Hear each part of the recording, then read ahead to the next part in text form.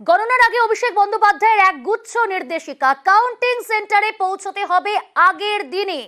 বিরোধীরা প্রথমে এগিয়ে গেলেও বেরিয়ে আসা যাবে না, কর্মীদের সঙ্গে থেকেই সাহস যোগাতে হবে প্রার্থীদের। 17C এবং ভিভিপ্যাট মিলিয়ে দেখার নির্দেশ, একাধিক কেন্দ্রে নেতাদের বিশেষ দায়িত্ব দেওয়া হয়েছে। গতকালই ভার্চুয়ালি বৈঠক করেন তৃণমূল কংগ্রেসের সর্বভারতীয় সাধারণ সম্পাদক অভিষেক বন্দ্যোপাধ্যায় এবং সেই বৈঠকেই কিন্তু একাধিক একগুচ্ছ নির্দেশ তিনি দিয়েছেন এবং বেশ কিছু সিদ্ধান্ত নেওয়া হয়েছে। কাউন্টিং সেন্টারে পৌঁছতে হবে আগের দিনে, বিরোধীরা প্রথমে এগিয়ে গেলেও সেখান থেকে কিন্তু কোনোভাবেই বেরিয়ে আসা যাবে না। বিরোধীরা প্রথমে এগিয়ে গেলেও সেখান থেকে বেরিয়ে আসা যাবে না, অর্থাৎ কাউন্টিং সেন্টার থেকে বেরিয়ে আসা যাবে না। 17C ও ভিভিপ্যাট মিলিয়ে দেখতে হবে। বিশেষ দায়িত্ব দেওয়া হয়েছে বেশ কয়েকজনকে একাধিক কেন্দ্রে। ঘাটালে অজিত মাইতি, তাকে বিশেষ দায়িত্ব দেওয়া হয়েছে। মেদিনীপুরের দায়িত্বে জয়প্রকাশ মজুমদার। আরামবাগ শান্তনু সেন, তাকে দায়িত্ব দেওয়া হয়েছে এবং বিশেষ দায়িত্ব দেওয়া হয়েছে হুগলিতে, সেখানে ইন্দ্রনীল সেনকে দেওয়া হয়েছে দায়িত্ব। তমলুকে দেওয়া হয়েছে রাজীব বন্দ্যোপাধ্যায়। কাঁথিতে উত্তম বারিক এবং কোচবিহার সেই কেন্দ্রে অভিজিৎ দে ভৌমিক, তাকে বিশেষ দায়িত্ব দেওয়া হয়েছে। কোচবিহারে উদয়ন গুহ, তাকে দেওয়া হয়েছে বিশেষ দায়িত্ব। আলিপুরদুয়ারে গঙ্গা প্রসাদ শর্মা। জলপাইগুড়িতে মহুয়া গো, জলপাইগুড়ি চন্দন ভৌমিক, তাকে দেওয়া হয়েছে।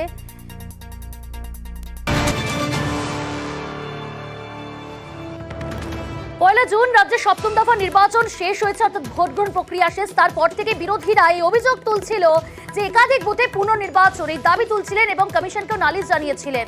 কিন্তু এ রাজ্যে বিরোধীদের সেই অভিযোগেই গুরুত্ব দিল না নির্বাচন কমিশনার। এবং আপনাদের জানিয়ে রাখবো, এ রাজ্যে যে একাধিক বুথে পুনর্নির্বাচনের দাবি তোলা হয়েছিল ভোটের পর এবং সেই দাবি তুলেছিল বিজেপি সহ বিরোধী রাজনৈতিক দলগুলো, সেই দাবি এবং সেই অভিযোগে কিন্তু গুরুত্ব দিল না কমিশন। আমাদের সঙ্গে রয়েছে টেলিফোন লাইনে আমাদের প্রতিনিধি মৈত্রী। মৈত্রী, মুখ্য নির্বাচন কমিশনার সাংবাদিক সম্মেলন করে ঠিক কি জানালেন? দেখো প্রিয়াঙ্কা, আজকে মুখ্য নির্বাচন কমিশনার তিনি রাজীব কুমার তিনি সাংবাদিক সম্মেলন করেন এবং সেখানে তিনি একটি বিষয় স্পষ্ট করে উল্লেখ করেন। সেখানে তিনি বলেন যে এবছর 2024 নির্বাচনে মাত্র 39টি রিপোলের নির্দেশ দেওয়া হয়েছে, যেটা 2019 সালে 540 ছিল এবং এই রিপোলের অধিকাংশই কিন্তু অরুণাচল এবং মণিপুর থেকে।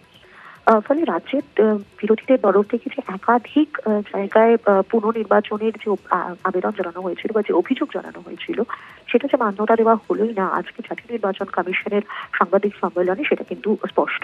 প্রিয়াঙ্কা, বেশ মৈত্রী, তুমি সঙ্গে থাকো। আপনাদের জানাবো যে এ রাজ্যে বিরোধীদের অভিযোগে কিন্তু গুরুত্ব দিল না কমিশন। এ রাজ্যে একাধিক বুথে পুনর্নির্বাচনের দাবি তোলা হয়েছিল এবং ভোটের পর সে দাবি জানায় বিজেপি সহ বিরোধীরা, গুরুত্ব দিল না commission. As against 540, there were only 39 repolls, and of these 39 also, 25 are only in Arunachal and Manipur because of the far-flung distances.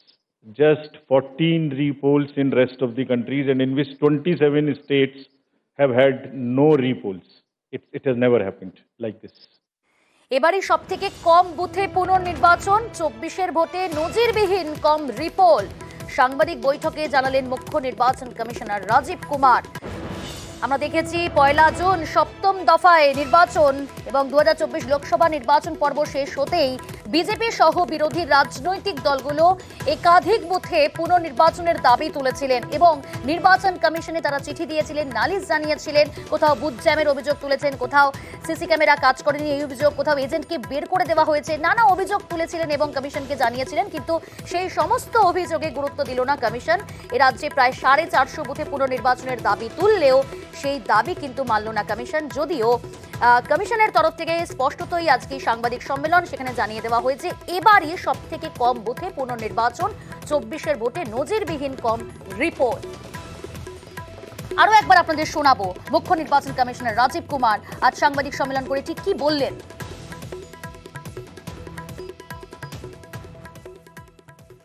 As against 540, there were only 39 repolls, and of these 39 also, 25 are only in Arunachal and Manipur because of the far-flung distances. Just 14 repolls in rest of the countries, and in which 27 states have had no repolls. It has never happened like this.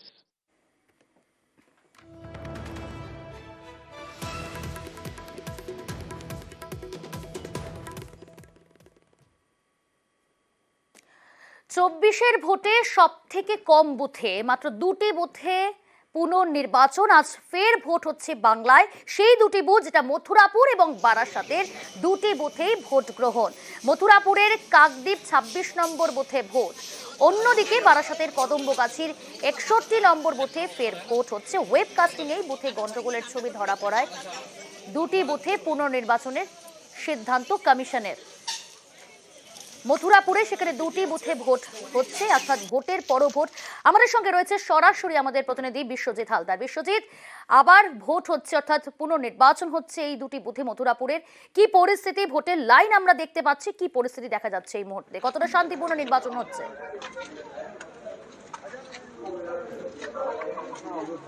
হ্যাঁ, একেবারেই। দেখো, সকাল থেকে কিন্তু একদম শান্তিপূর্ণভাবে নির্বাচন শুরু হয়েছে এই 26 নম্বর বুথে কাকদ্বীপের।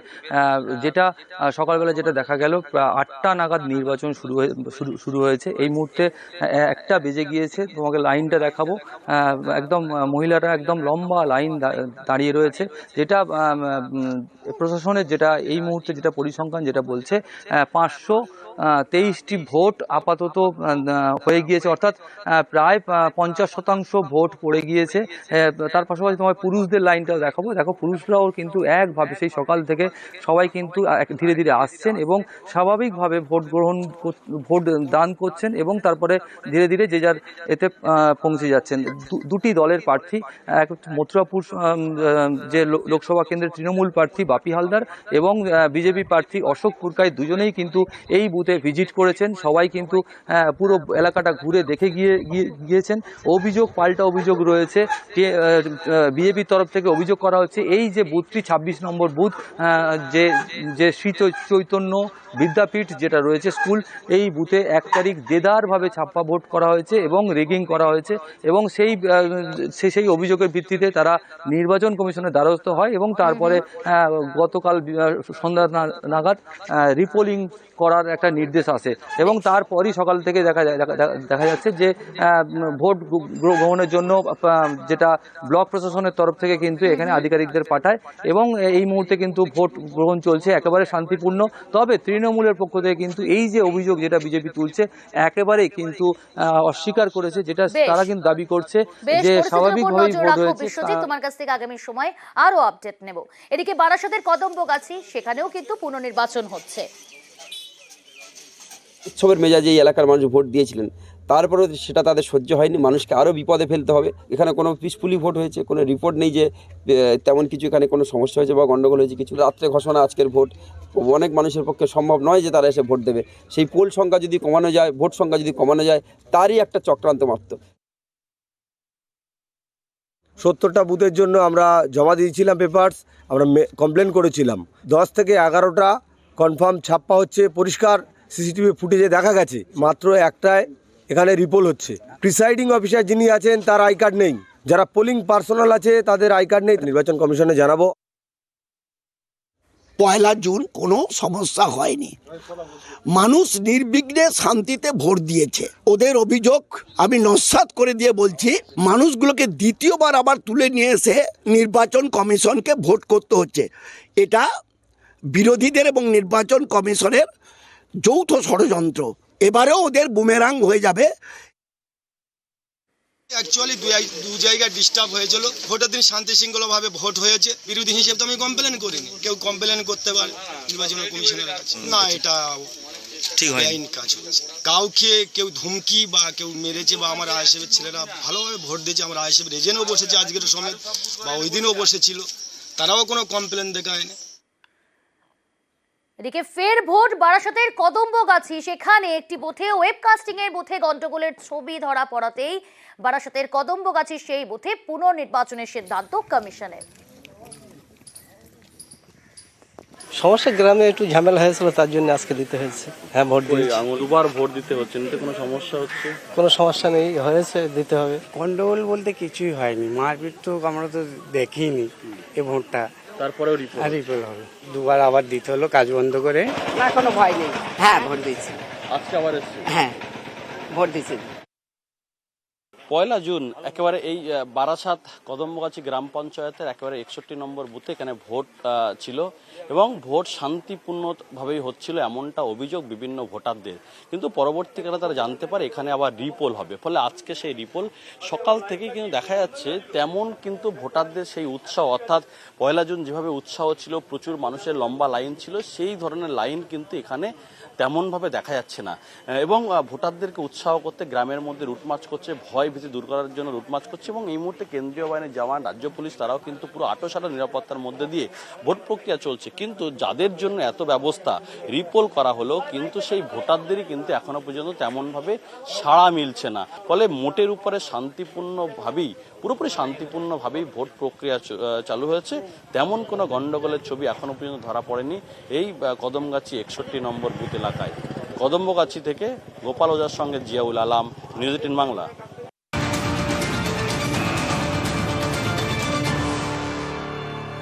বারাসাতের কদমগাছি সেখানে পুনর্নির্বাচন, আর সেই পুনর্নির্বাচনে উত্তেজনা ছড়ায় বিজেপি নেতা কাসেম আলীকে ঘিরে উত্তেজনা। মানুষ বেরোতে পারছে না, সেটা আমাদের দায়িত্ব। মানুষ বেরোতে পারছে না, চলুন আমরা তো দায়িত্ব দিয়ে আজকে ব্যস্ত কেন আসতে পারবো না? আমি তো এলাকার ভোটার, আমি তো এলাকার ভোটার, আমি তো এলাকার আমি বারাসাত কেন্দ্রের আপনি এসবে জানেন, আপনি এসবে জানেন কেন্দ্রের ভোটার, বাইরের ভোটার এখানে আসবে না। মানুষ বেরোতে পারছে না, সেটা আমাদের দায়িত্ব। মানুষ বেরোতে পারছে না, চলুন আমরা তো দায়িত্ব দিয়ে তো কোনো কিছু হচ্ছে না।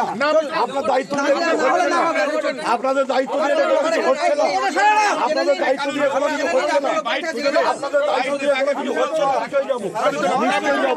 নিশ্চয়ই যাবো, আপনি এইভাবে আপনি পারেন না, নিশ্চয়ই আসবো। তৃণমূল দলদাসে পরিণত হয়েছে, মানুষকে বেরোতে দিচ্ছে না, মানুষকে বেরোতে দিচ্ছে না, ভোট দিতে দিচ্ছে না, পুলিশ ভোট দিতে দিচ্ছে না, মানুষের গণতান্ত্রিক অধিকার প্রয়োগ করতে দিচ্ছে না। ভারতীয় জনতা পার্টির এজেন্ট আছে, সে সুরক্ষিত কিনা আমি দেখতে এসেছি, বের করে দিচ্ছে।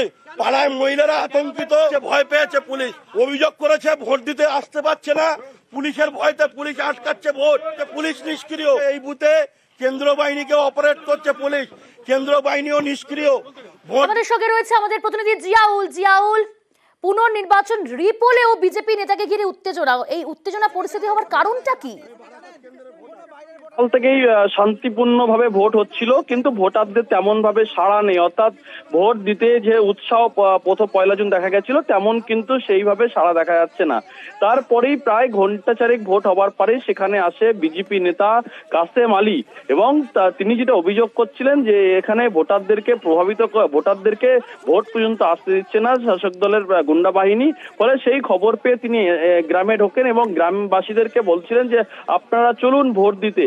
সেই সময় খবর যায় পুলিশের কাছে, পুলিশের যেটা স্পষ্ট দাবি যে এখান তাকে প্রথমে জিজ্ঞেস করা হয় আপনি কি এলাকার ভোটার, তার স্পষ্ট দাবি তিনি এলাকার ভোটার না, তাহলে আপনি এলেন কেন, আপনি এলাকায় এলে অশান্তি হতে পারে। ফলে তাকে একেবারে ঘাড় ধাক্কা দিয়ে সেখান থেকে বের করে দেয় দত্তপুকুর থানার পুলিশ এবং মূলত তিনি এলাকায় অশান্ত পাকানোর জন্য তিনি এলাকায় ঢুকেছেন এমনটা পুলিশের পক্ষ থেকে বারবার অভিযোগ করা হচ্ছে, দাবি করা হচ্ছিল এবং তিনি এলাকা ছেড়ে যাতে দ্রুত চলে যান সেই নির্দেশও করা হচ্ছিল, কিন্তু তিনি যেতে অস্বীকার করছিলেন এবং বলছিলেন যে এলাকায় ভোটারদের ভোট দেওয়া হচ্ছে না, তার জন্যই তিনি এলেন এবং তাকে পুলিশ বার করে দেয় এবং পুলিশ দলদাসের কাজ করতে নির্বাচন হচ্ছে তো জিয়াউল? এখনো পর্যন্ত সেইভাবে এই বিজেপি নেতা বেরিয়ে যাওয়ার পরে এখনো পর্যন্ত শান্তিপূর্ণভাবে ভোট চলছে। ঘটনাস্থলে ব্যাপক পুলিশ কেন্দ্রীয় বাহিনীর জওয়ান সঙ্গে রাজ্য